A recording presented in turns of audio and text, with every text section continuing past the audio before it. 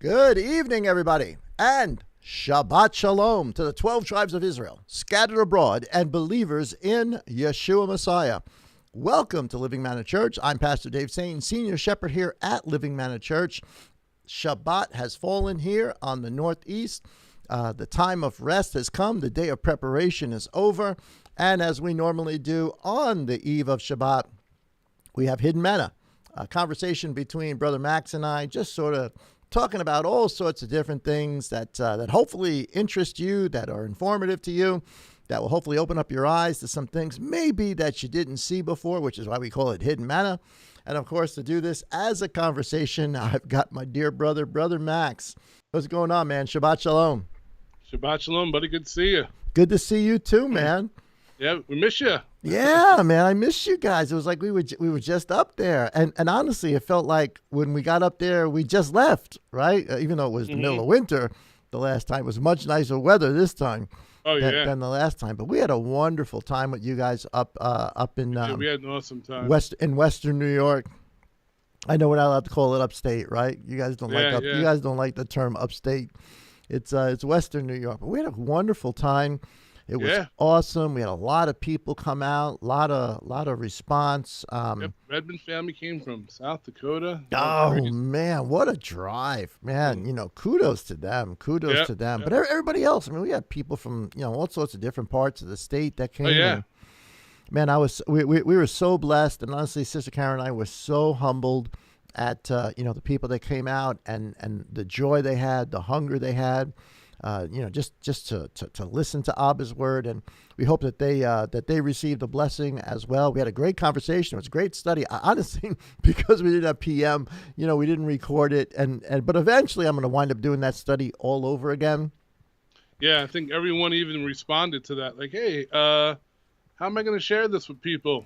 Yeah. It was a pretty intense study. It was definitely it was not a 101 study. Put it that way. It was not a 101 study, but we'll do it again. I'll put it in some sort of a study, whether it's Wednesday night or something like that, and we'll go through it. But man, we had a great time. You guys blessed us. The fellowship was awesome. The food was awesome. We had a really good time. The next day, the following day, we had a nice barbecue. We had a great time. We had a chance to sit down and just have some conversation with people, and go back and forth and answer some questions and things. So it was wonderful. It was wonderful, and we were so blessed by it, and we're grateful, and we're looking forward to whatever the next time is, whatever the next time that we're going to be able to be up there. Yeah, man. I just want to give a shout out to my wife. You did a great job, babe. Love you. She sure did. She did awesome. But if you're joining us, beloved, for the first time, if you're just tuning into LMC, if you're just beginning to hang out with us, please give us so you can subscribe. If you hit that red button, if you're watching us on YouTube, actually, you can subscribe. You can certainly hit the like button if you enjoy the message, if you enjoy the conversation that we're going to have tonight. You can give us a like. That makes a big difference in sending out the algorithm to other people. And certainly, if you're being fed by the ministry, we do actually support us. You can do that by going to the LMC app. You can download it for free. There's a whole big thing on there about how you can give and how you can participate in the ministry that we've got. And there's all sorts of other things you can do on the app. You have access to all the different messages and studies and morning mannas. We got there is something, honestly, for every single day of the week that you can plug into. So we try to do that purposely so that you have something at least, like the morning manna, something small to at least get your mind in the right direction. But tonight's Shabbat, man. Tonight is the Sabbath. The preparation day for us, at least, has ended, and Shabbat is on us. And for those, in different parts of the nation and the world, I know we're all in different time zones, but Shabbat Shalom to everybody. Amen. Shabbat Shalom. We got some nice weather tonight, man. Oh, beautiful. Good air quality too. I think everyone knows we're talking about those fires, so we got nice breathable air out there tonight. Yeah, that's crazy. It's crazy with all that stuff that's going on. Oh man, all those fires. Yeah, but 3 days nice, then 2 days it's horrible. But what are you gonna do? Exactly. We're just living it, man. Just living it. We got a neat conversation for you guys tonight, and the impotence of this particular conversation actually comes out of our visit up there with the brethren in Olean, because this is actually a question that I was asked while we were up there, and while I gave an answer up there, there's really we really didn't have time to give an in-depth answer. It was more just kind of hanging out, sitting on chairs, and enjoying the weather, enjoying the food. But this is an important question, and I think it's a question that's worthy of a more in-depth answer than perhaps we were able to give while we were there. And I think it's not only a question that certainly it's a question that was posed to us by some great brethren up there, but this is actually something I heard. Oh my goodness, like 15 years ago. This is before we sort of going down the road of understanding that we have now. I heard this long time ago.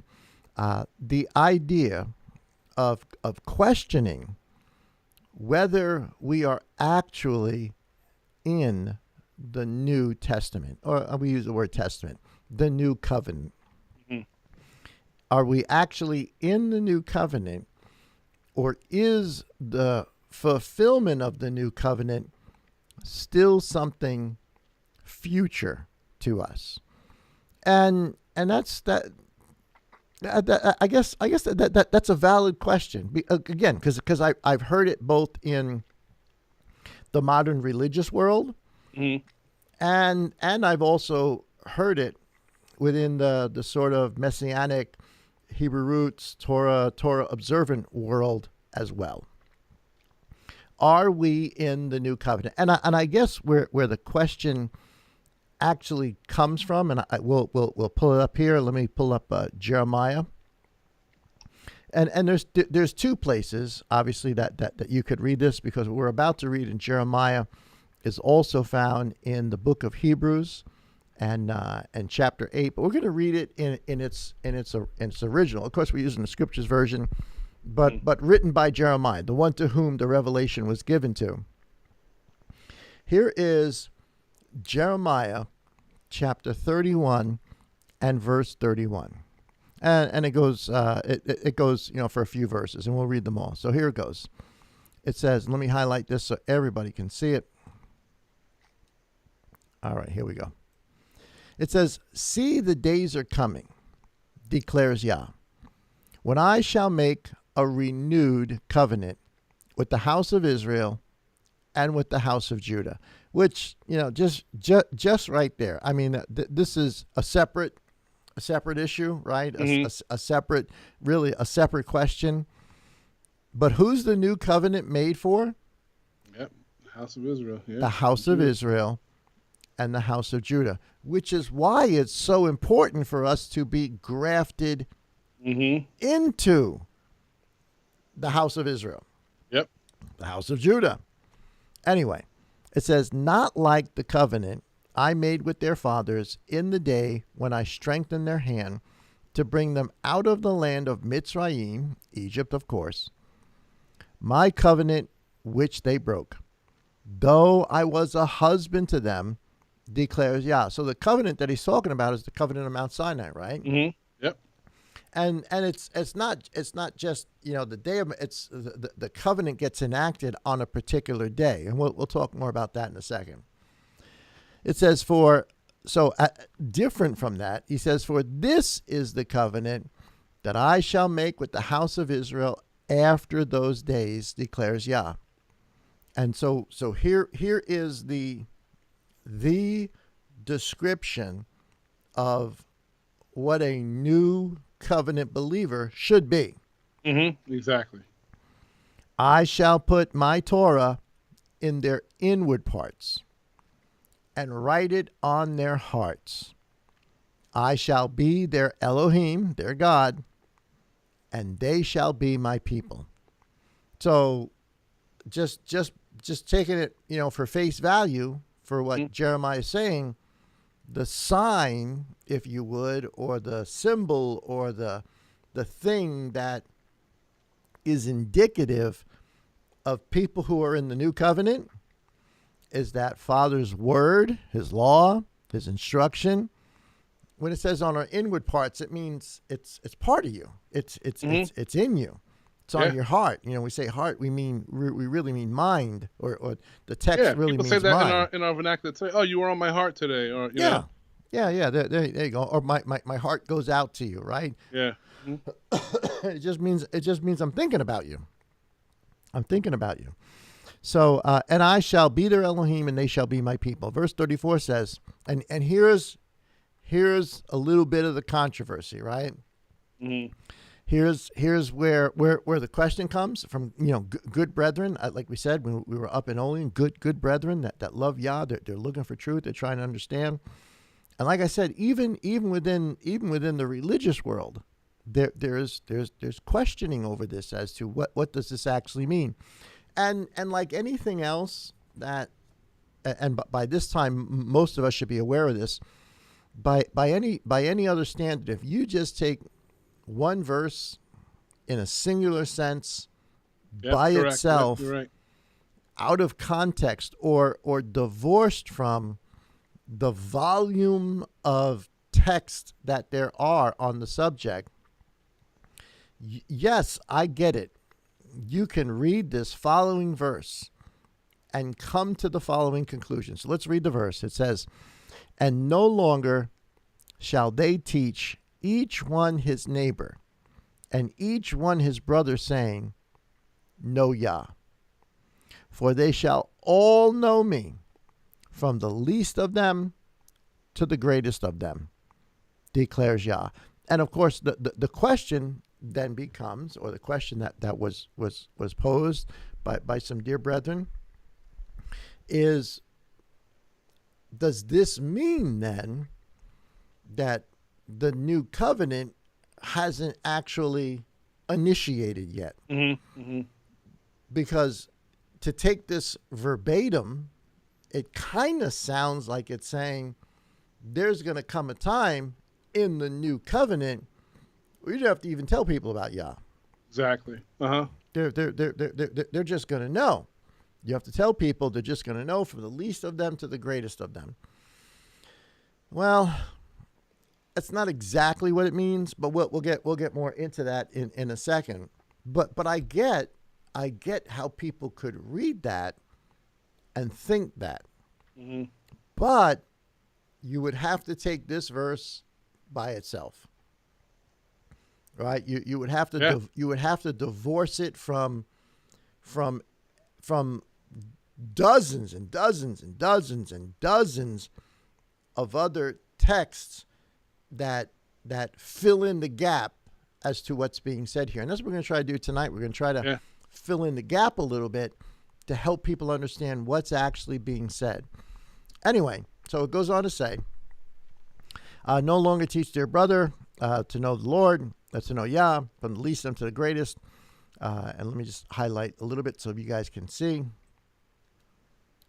For I shall forgive their crookedness, meaning their sins, their transgressions. That's another important part of that.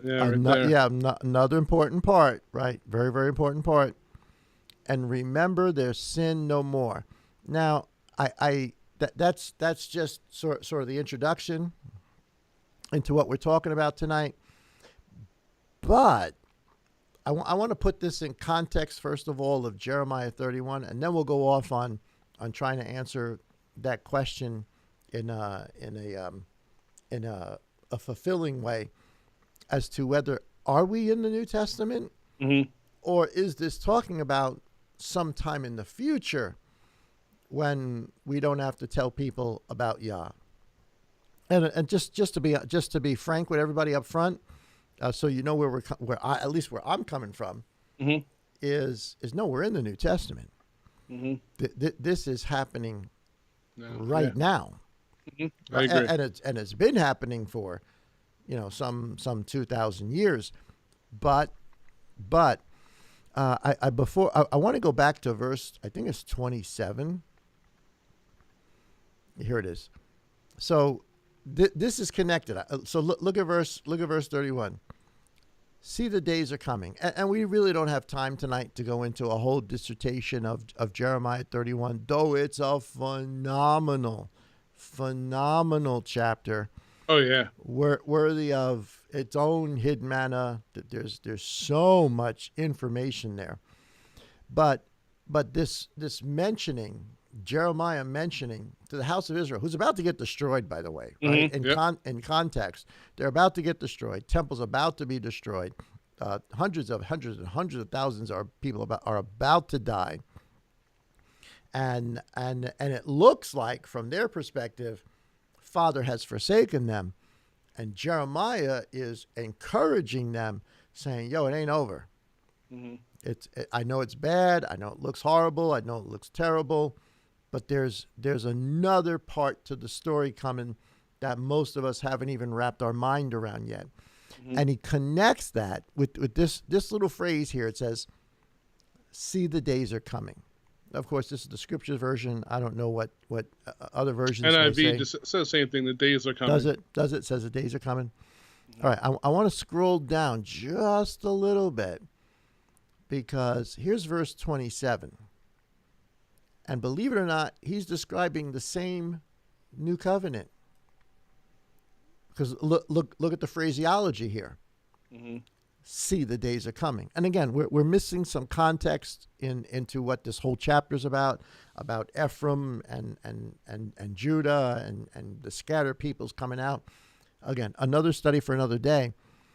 But here's another description of the new covenant, because this is connected to verse 31, and really the whole purpose of Jeremiah 31. Because if you're finished and you read on from Jeremiah 31, what Jeremiah says, or what Yah says through Jeremiah, is that the purpose of this new covenant is so that there will always be a house of Israel, no matter what.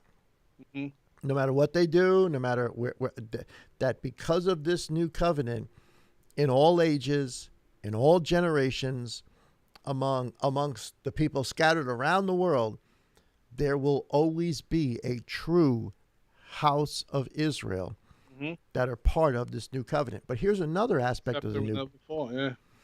See, the days are coming, declares Yah, that I shall sow the house of Israel. Let me highlight it all so you guys can see it. That I shall sow the house of Israel and the house of Judah with the seed of man and the seed of beast. So he's talking about a day coming when that both the house of Israel, the northern house, and the southern house are going to be scattered amongst men. Now it says the seed of man or the seed of beast. That's just a colloquial or a prophetic way of saying among the nations. Mm-hmm. So the NIV does a horrible job. They put "and animals." I mean, yeah, it doesn't quite capture, but if you know the analogies, you can still get truth out of it. Yep. And it shall be that as I have watched over them to pluck up and to break down, to throw down and to destroy and to afflict, I shall watch over them to build up and to plant, declares Yah. In the same days in which the house of the northern house and the southern house are scattered amongst the nations, amongst the beach, amongst the beasts. I'm sorry, blah, blah. Amongst Summertime. The beasts. Summertime. The days are coming. In those same days, the days are coming. Mm-hmm. The days are coming when I will make a renewed covenant with the house of Israel and the house of Judah. So in the midst of their scattering is when the new covenant begins. Mm-hmm. Does that make sense? Yeah. This is important. This is for me, this is cool stuff. Mm-hmm. But this is important. And again, we don't really have time here to develop all of the book of Jeremiah, but predominantly, as you go on and you read the rest of this chapter, he goes on to say that the reason for the new covenant is to forever, so long as there is a sun in the sky, a moon in the sky, a stars in the sky, so long as there's an earth under our feet, there will always be a house of Israel. Yep. Even in a scattered sense, there will always be a house of Israel. And how do we connect this to who we are? Well, there's the native-born house of Israel, the apostles. They're all Jews, right? They're all part of the house of Israel. Many people who believed in the first century. But all of us from among the nations who have been grafted in. We are also the house of Israel. Yep. We've been grafted in. So in every generation, there has been, in some form, and I'm not talking about, like a whole nation that's lived in the land, or, but there has always been a remnant of people called the house of Israel. Yep. Even though we've called them all sorts of other things, Netzarim, branches, people of the way, Waldensians, there's all sorts of different names for the people who have actually kept the covenant throughout history. Here we are today. And what are we doing? Yep. We're keeping the covenant. We're living this out. We absolutely have his Torah on our hearts. It's my desire, and in our minds. But we'll get more into that in just a second. So here's the original verse, right? And so I guess it is a valid question, because again, if you take just verbatim. Let me see if I can pull it up again. Yeah, verse 34. If you take verse 34 by itself, and again, this is why you always need to read the verses that come before, and the verses that come after, and the book, and the context of the totality of Scripture. But it sounds and then the plumb line too. Right? The plumb, bro. I'm telling you, man. Honestly, that is probably one of the greatest, I don't know if revelation is the right word to say, one of the greatest understandings Abba has ever given to me, is that to realize if you want to understand truth, then it has to be from the beginning all the way to the end. Yeah. But when it says here, and no longer shall they teach each one his neighbor and each one his brother, saying, Know Yah, for they shall all know me, from the least of them to the greatest of them. So, okay. I get it. You read that by itself, and it sounds like what it's saying, because what people wind up saying is, well, the new covenant isn't going to actually come into effect until, like, I assume, and maybe I'm wrong to assume, but I'm assuming that what most people are thinking is when the millennial kingdom comes, right? Because obviously during the millennial kingdom, there's no question as to, that's him. Yep, exactly. Right? That's him. You can believe it, you can trust it, whatever, but bottom line, that's him. Okay. I admit that. That's I guess a valid point to make. But that's not what this is referring to. And I'm not saying that that's not going to happen, because obviously, and it tells us in Zechariah, listen, and if the nations, whatever nations there are left after all of this, which will be, sometimes I think we have a skewed vision of what the millennial kingdom will look like, because the example of the millennial kingdom is Noah. Yeah. And it wasn't all the beasts, because the beasts are the nations, right? We just finished reading. They'll be scattered among the beasts. Yep. Well, Noah's a prophecy telling us about the end, about what's coming. So when Mashiach comes and judgment comes and we get led into the kingdom, just like it was in the days of Noah, the beasts are going to come too. The nations are going to come too. But it's not all the nations. It's two of each one. It's a small representation. It's a small seed that is then going to be used over 1,000 years to grow those nations in the righteousness of Elohim. But does that mean that we're not in the new covenant now? that it hasn't already started. And honestly, I think one of the problems that we have with when we look at prophecy is and I think this comes from our Greek sort of mindset of looking at things. We think that a prophecy has to like start right here and it's fulfilled and boom, it's done. Mm-hmm. And there's times, I guess, when that is true. But a lot of prophecy, as Abba is speaking, he's seeing huge swaths of time. Yeah, yeah. Right? He's seeing like 1,000 years go by, and he's making a pronouncement by a prophet of what's going to happen throughout that entire time. Mm-hmm. And sometimes some prophecies, not all, but some prophecies really do extend the expanse of time, or extend an expanse of time, and we have to recognize that. Mm-hmm. And this is one, because yes, there is an element of the new covenant that will be apparent in the kingdom, but the new covenant's already started. Mm-hmm. Because there are other aspects to the new covenant that we can absolutely identify right now and say, yes, we are in the new covenant. And here to me is probably one of the most compelling to me, right? So let's just say for a second, bro, that we're not in the new covenant, right? That the fullness of the new covenant has not yet come. All right, let's accept that as a true statement for a second, right? Mm-hmm. So then where are we? Yeah.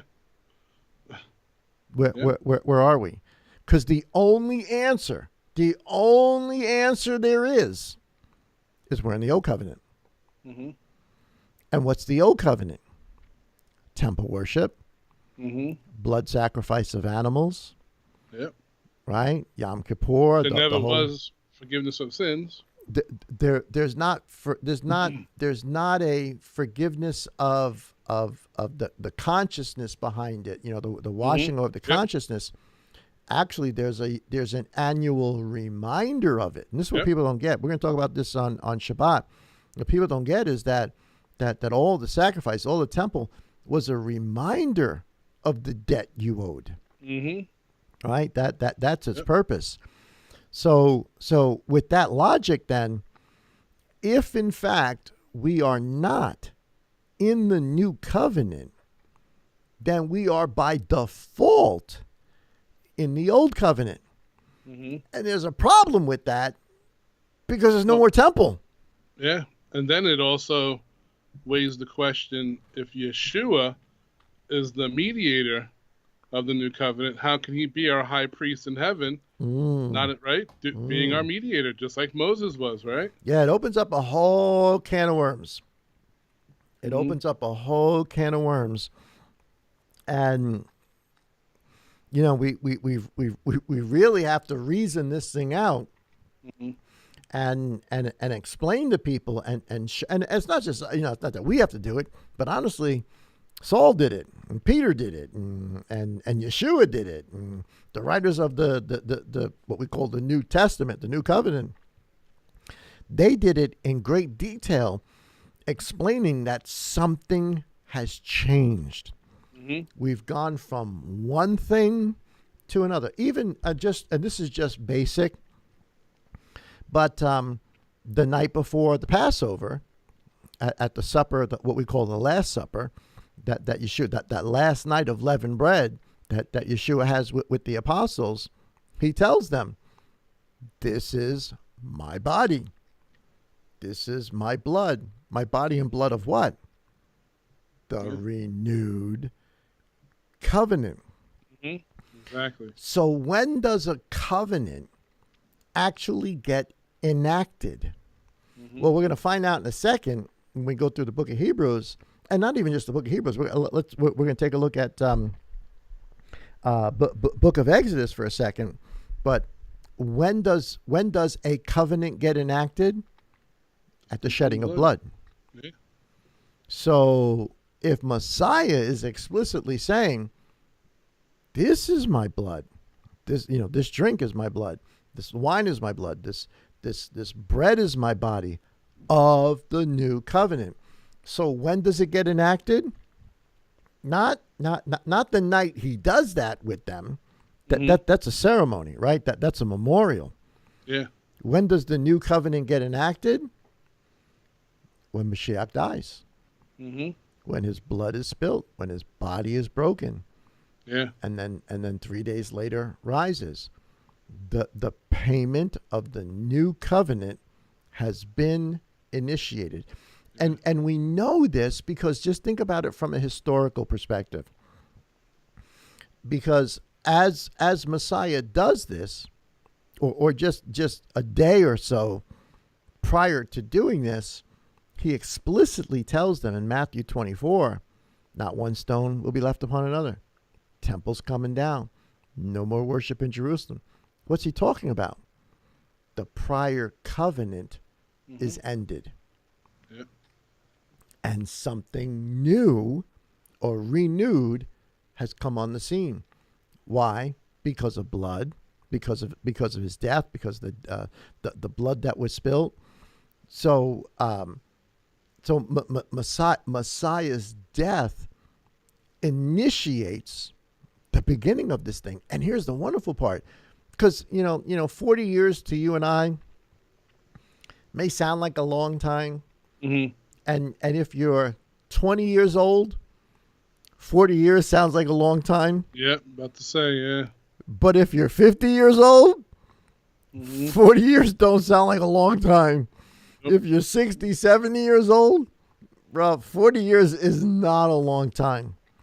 And how long was it between Messiah saying that my body, his blood? How long is it before the previous emblems of the covenant, the temple, the sacrifices, how long before they're torn down?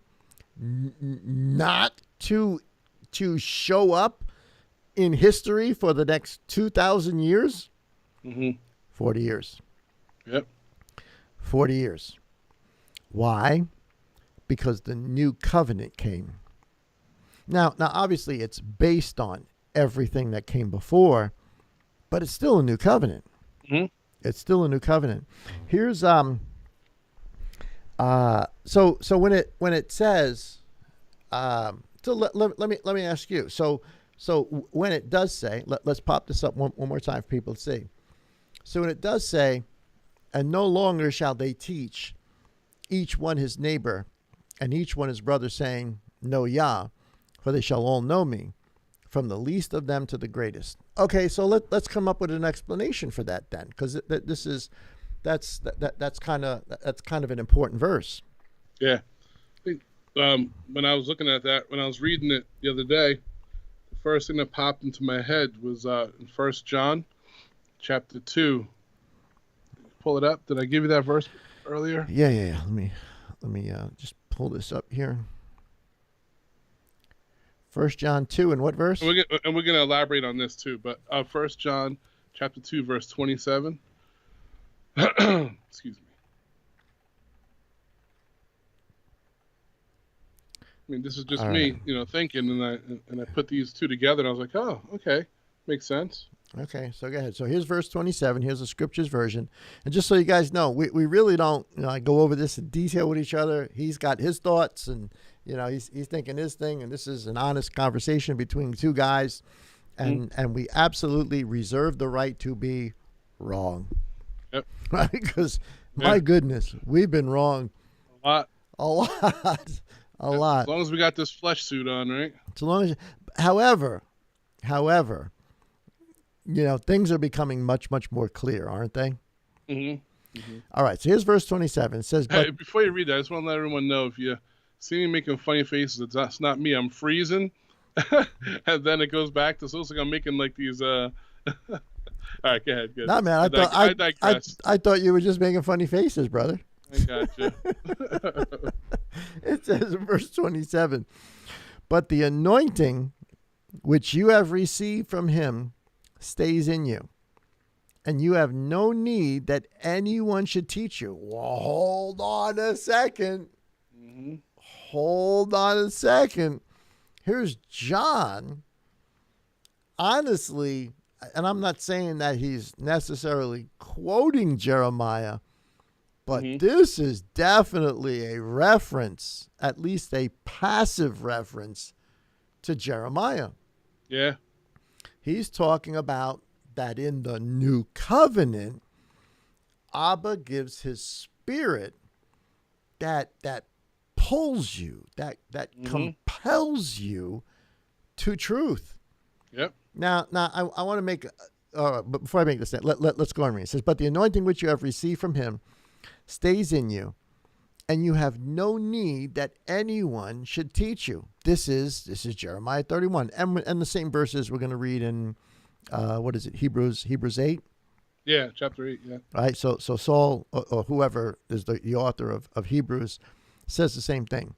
It says, but as the same anointing does teach you concerning all, and is true, and is in no falsehood, and even as it is taught you, you stay in him.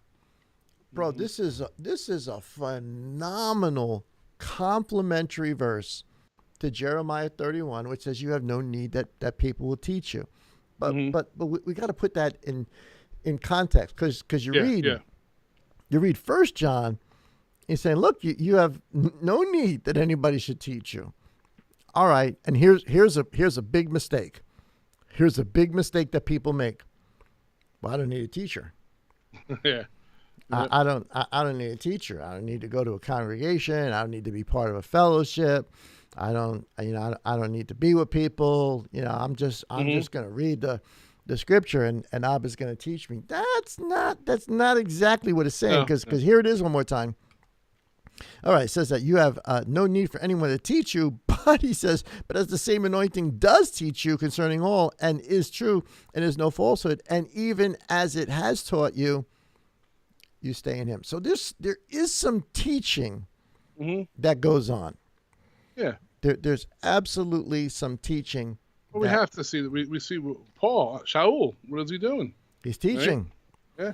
So when it talks about there is no need for someone to teach you, what are they referring to? What is Jeremiah referring to? Hebrews chapter 8 referring to? What is John referring to here, that you need no one to teach you? Guys, you have to think like a first century believer. So what? And even today within Judaism, what is going on? Well, here's let me pull this up. As you're pulling it up, I mean, another witness to that is even in John 14, 15, 16, 17, around it, when Yeshua says that the Father will send the helper, the Spirit. He's going to send the helper. Which will teach you everything I taught you. Yeah. Yep. He's going to. But that doesn't mean you don't need an actual shepherd to teach you. And that I think is the disconnect here. Yeah, and just like it doesn't mean that Yah downloads his Torah in your heart, so then you can pull up any scripture out of nowhere, right? People think, oh, it's on my heart. No, the desire to do it. Yeah, I've talked with some people, that are still within, sort of the mainstream religious world today, that look at that voice and they say, well, the Torah is no more. I don't, and this is the verse they point to. They say, well, the Torah is no more. I don't need anybody to teach me the Torah. Abba's given me his understanding in my heart. Wait a minute. If you don't read the Torah, if you don't read what's in there, if somebody doesn't explain to you what's in there, there's no way you can have that in your heart. No way. It's not that Abba just downloads information that you have absolutely no concept of, and all of a sudden makes you a Bible scholar overnight. Yeah. Yeah, right. That's just not the way it An works. AI believer. Oh, what's that thing with AI? What's it called? Oh, I mean, I forgot Oh the. yeah, I know. All the testing they were doing on. Yeah, Yeah, I forgot I that name. forgot I forgot what the name of it is, but that's pretty funny. Yeah, it's sort of like you're just in AI. You just all of a sudden he just downloads all this information. No, Mm-hmm. you gotta study. You gotta read. You've got to have somebody explain it to you. You've got to have honestly years sometimes Yeah. of reading and listening and looking, and then at some point Abba just opens it up. Yep. Yeah. But if you don't do the work beforehand, it's this isn't this isn't a video game. You just don't all of a sudden boom you know, oh gee, I believe in the Mashiach, now I know everything. So, yeah. Yep. Man, it just doesn't work like that. So here's Acts chapter 15, and let me I want to look it up in the book right in front of me, and then I'll pull up some scriptures, because this is by my estimation, by my understanding, what is being talked about in Acts chapter 15 is really, really important to understand what it means that no one needs to teach you. What are they talking about? What is Jeremiah talking about? What is the writer of Hebrews talking about? What is John in 1 John talking about? Well, here's Acts chapter 15 and verse we'll start at like verse 7, right? So this is the whole what to do with the Gentiles, right? The Gentiles are coming in, they're arguing as, do they need to be circumcised? Here's the thing. When it says that they need to be circumcised, it doesn't mean to be circumcised according to the Torah as given by Abraham or given by Moses. It means according to the teaching of the Jews, right? According to the halakha of the Jews, because they had a whole standard for if you're going to come in and you're of the nations and you're going to come in, you got to go through a whole rigmarole of learning and studying, and you got to do circumcision and make a pledge and et cetera, et cetera, et cetera. And it says here, and when there was much dispute, Kepha rose up. This is really important, guys. When there was much dispute, Kepha rose up and said, "Men, brothers, you know that a good while ago Elohim chose among us that by my mouth the nation should hear the word of the good news of and believe." So he's talking about, Acts chapter 10, the whole sheet, the vision and all the rest of that. He says, and Elohim who knows the heart bore witness to them by giving them the set apart spirit, so also to us, and made no distinction between us and them, cleansing their hearts by belief, forgiving them, which is the other aspect of the new covenant, right? What we just read, I will forgive their sins. And this is really important. Now then, why do you try Elohim by putting a yoke on the neck of the taught ones, which neither our fathers nor we were able to bear?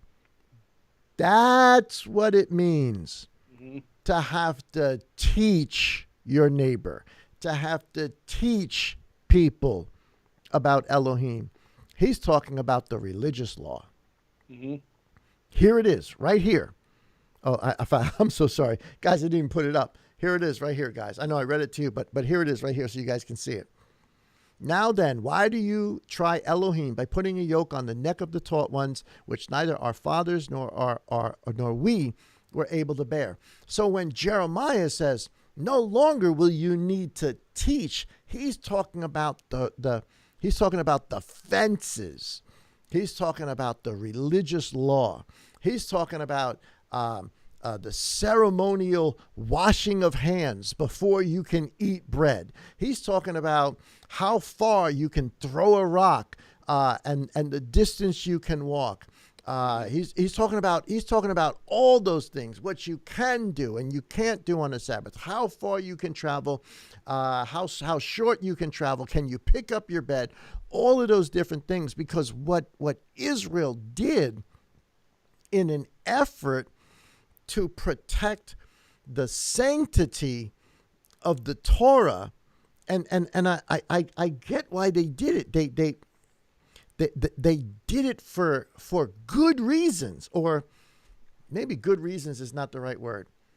Good intentions. Good intentions. They had good intentions in their mind, and so to make sure that nobody came close to actually breaking the commandments, they created all of these other laws we call fences around the commandments that became a burden.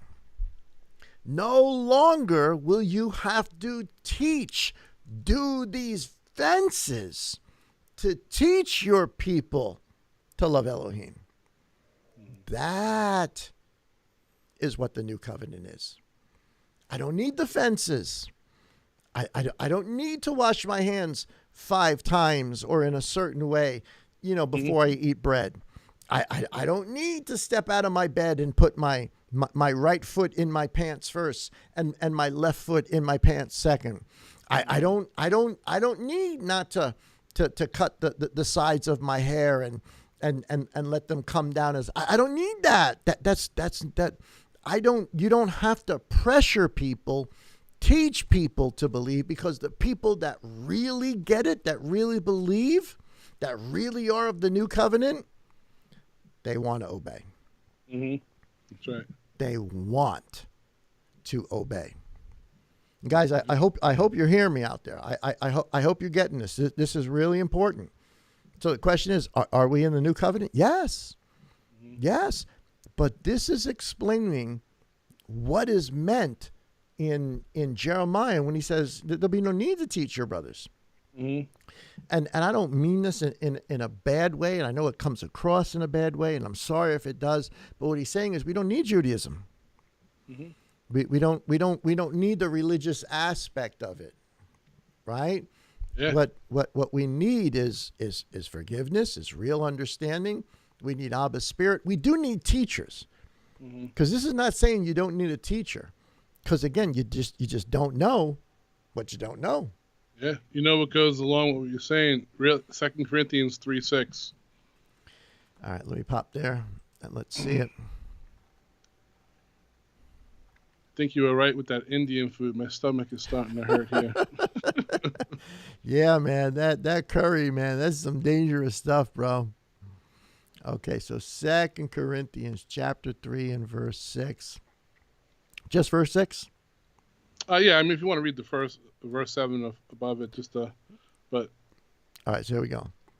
Who also made us complete as servants of a renewed covenant, not of the letter of the Spirit, for the letter kills, but the Spirit gives life. Oh my, you're right. So here it is in a totally other book, but still Saul, total other book.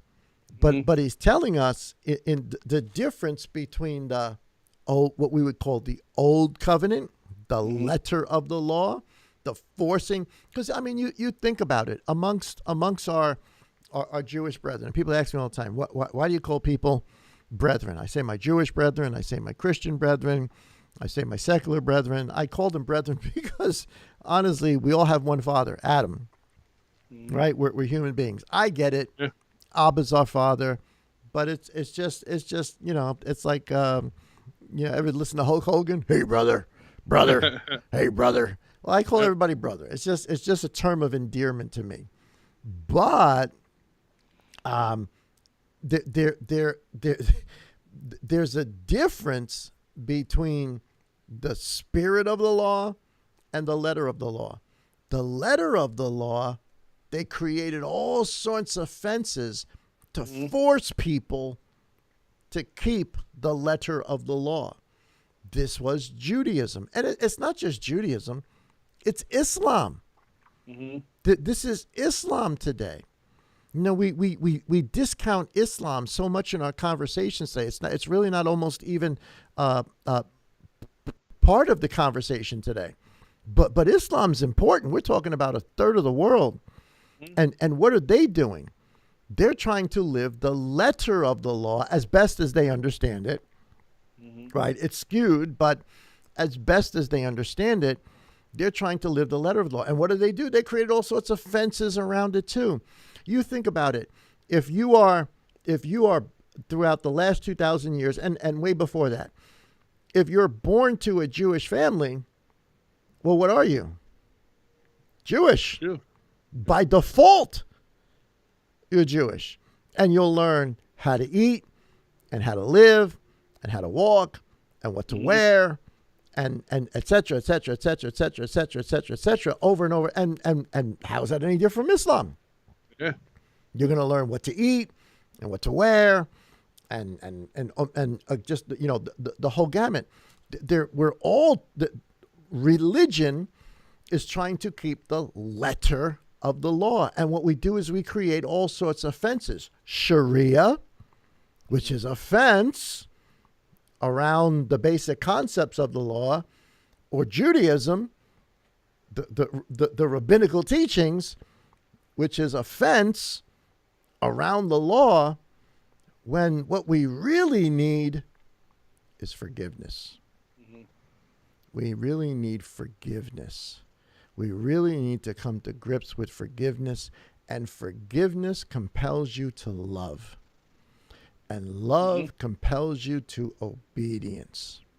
And there's no one that needs to tell you, you need to wake up in the morning and put one foot in one pair of pants, you know, a certain way, or eat a certain way, or wash your hands a certain way, or have, you know, two different kitchens. You don't need that. You have no one that needs to teach you that. You do need shepherds, good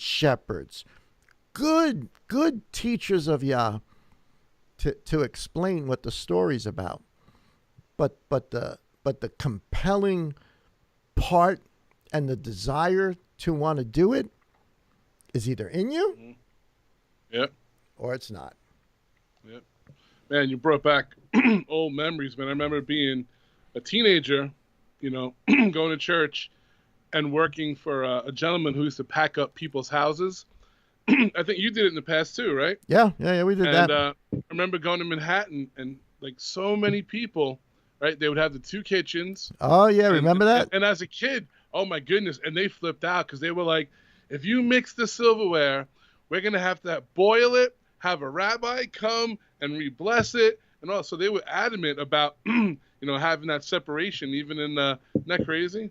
That's what it means to have someone come and teach you do these things. You know, so, you know, for us, we mean, it's funny because I have these, I get my hair cut at this particular hair place, and it's owned by some Jewish brethren. Again, I call everybody brethren. And they call me rabbi all the time because they know we believe, they know we keep the feasts, and you know, I have my beard long. You know, I look like a rabbi, so they call me rabbi all the time. So they asked me, "Are you doing Tish B'Av?"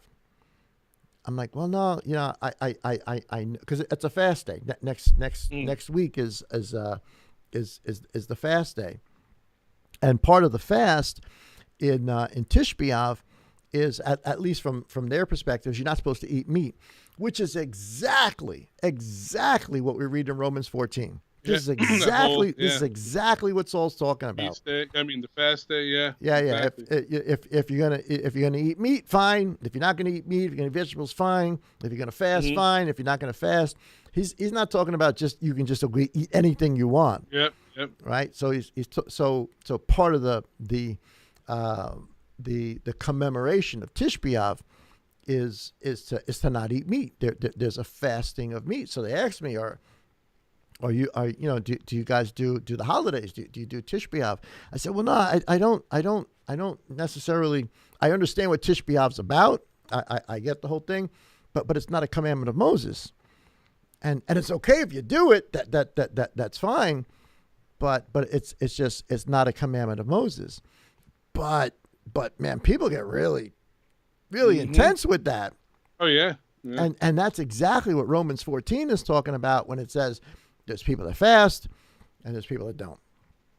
And whether you fast unto the Lord or you don't fast, you do it as unto the Lord. He's not talking about you can just eat any sort of meat that you want. Yeah, that's the whole Greek mindset. You can eat whatever you want. That's out of context to what the book is actually written about. Mm-hmm. So just great. So, and eventually we're going to do a message about the spirit of the law and the letter of the law. That's coming up real soon. We're going to be doing a message about that as to what all of that is. But great verses. Let me see what I got here.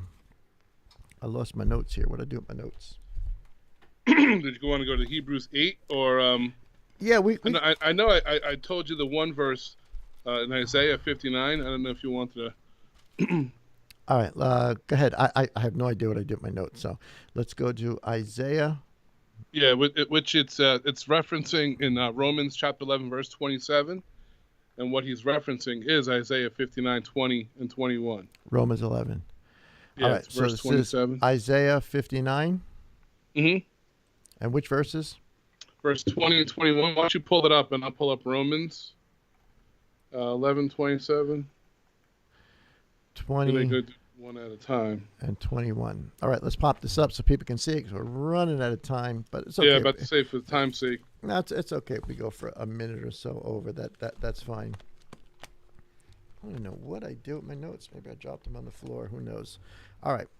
So here's Isaiah. Want me to do Romans and then I'll then you yeah. Go. That? Well, you want me to pop? So Romans chapter 11, starting in verse 26. You want me to jump to Romans first? 'Cause I can do that too. All right, sure. Go ahead. I think we started at 3 minutes late, so we can. That's all right. Yeah. So Romans chapter 11. And which verse? Starting 26. All right, go for it. And this, I'm reading it from the NIV. And in this way, all Israel will be saved. Man, you're reading it from the NIV? Well, on purpose, just because people I'm on my phone. I'm only busting your chops, man. No, I know. I hear you. NIV, the not inspired version. I know, right? Not intelligent version. Oh, that's another way of saying it. The non-intelligent, the non-inspired version. I'm sorry. Go ahead. And in this way, all Israel will be saved. As it is written, the deliverer will come from Zion. He will turn godliness away from Jacob. And this is my covenant with them when I take away their sins. And then as far as the gospel is concerned, that they are enemies for your sake. But as for election is concerned, I think I just want to read up to there. Well, I'm going to pick up the second part of this a little bit tomorrow. It's kind of neat that you lead into this because we're going to talk about this tomorrow, the place of Israel and all of this message, and try to bring everybody sort of on the same page. But I love this because he's telling us what is the covenant. The covenant's when I take away your sins. Mm-hmm. And when does he take away our sins? He does not take them away by the blood of lambs and goats and bulls and bullocks and et cetera, et cetera, et cetera. The covenant is when he takes them away through the blood of the Mashiach. Yep. That's the obviously covenant. That's what Isaiah 59 says the same thing. All right, so let's jump to Isaiah 59 real quick. Jeremiah, Isaiah. Chapter 59. Which verses? Isaiah 20 and 21. Sorry if I'm getting everybody dizzy watching this, but here's 20 and 21.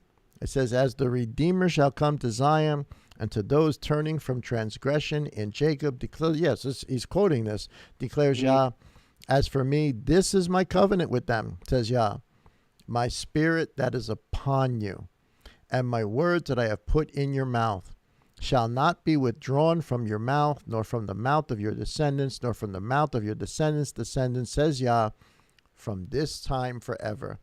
And honestly, guys, the bottom line, I think, of all of this, because we're running out of time here, even though we didn't even really get into Hebrews yet. Oh my gosh, yeah, Hebrews we had 3 or 4 chapters in there. But here's I think the summary of this. Has the new covenant started? Yes. Yes. And we don't have to teach. We don't need the fences. We don't need the instruction of Judaism, nor the instruction of Islam, nor the instruction of modern religion to teach us who he is. What we need is forgiveness, and in forgiveness, a heart to want to obey. And then Abba gives us his spirit to do what? To obey. Amen. And just everybody ask yourself. I mean, just ask yourself. Have a conversation with yourself for a second. Do I want to obey, or not? And if you want to obey, if you want to learn, if you want to understand, if you're hanging on the words of good teachers, again, we cannot take away the idea of teaching, because Abba is going to give, or has given, good shepherds.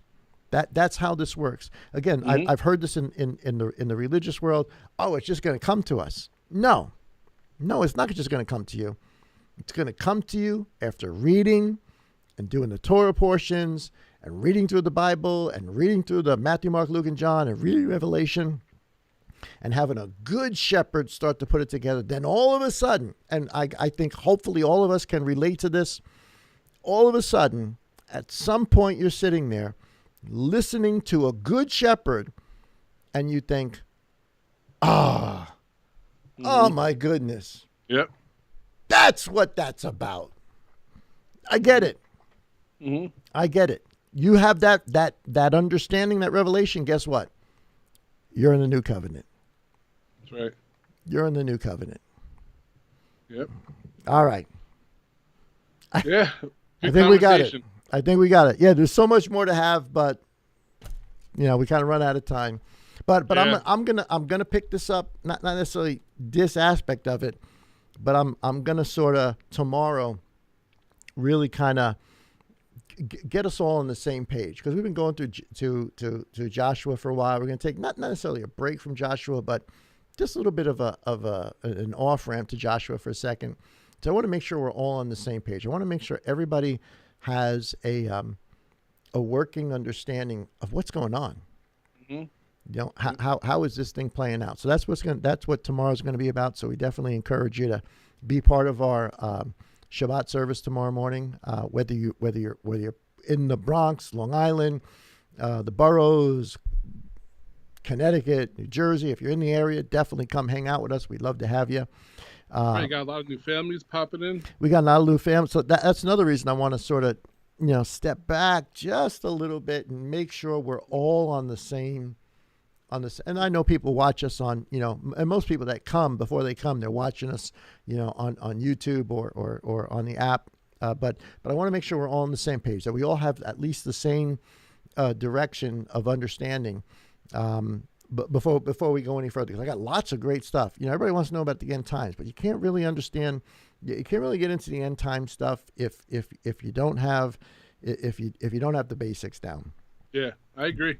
You got to have the basics down, or else end time stuff is just, conjecture and, what if, possibly, maybe, looking for something to come. I can't buy and sell, which is kind of crazy because we're getting there for sure. And honestly, I think that's just a ploy of the enemy to get us to look in one direction when this sleight of hand. Yeah. Sleight of hand. It's similar. I'll say that it's similar, but it's deception. At least based on my understanding. But I'm just a guy. We're just guys, bro. We're just guys. Dude, yeah. We're just dudes having a conversation. Don't drink Bud Light.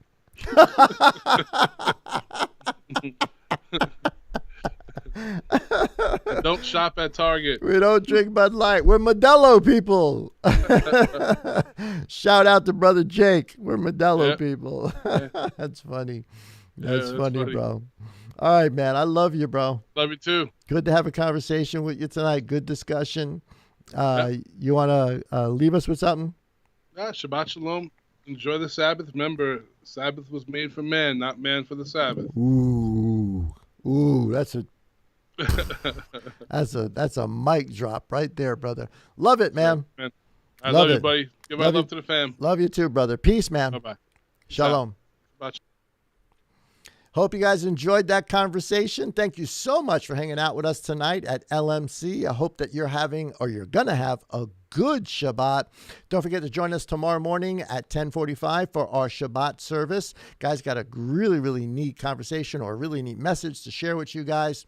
Aside from that, guys, we got all sorts of stuff going on. Don't forget to please subscribe. If you are not subscribed, hit that bell so that you're notified every time that we go live. Join us on the app. Download the app at your App Store or your Google Play Store. It's Living Manna Church. Download it so you're involved in everything that we do.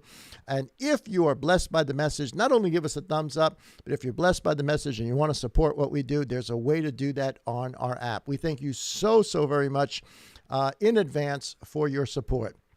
Guys, have an awesome rest of the night. Yah bless and Shabbat Shalom.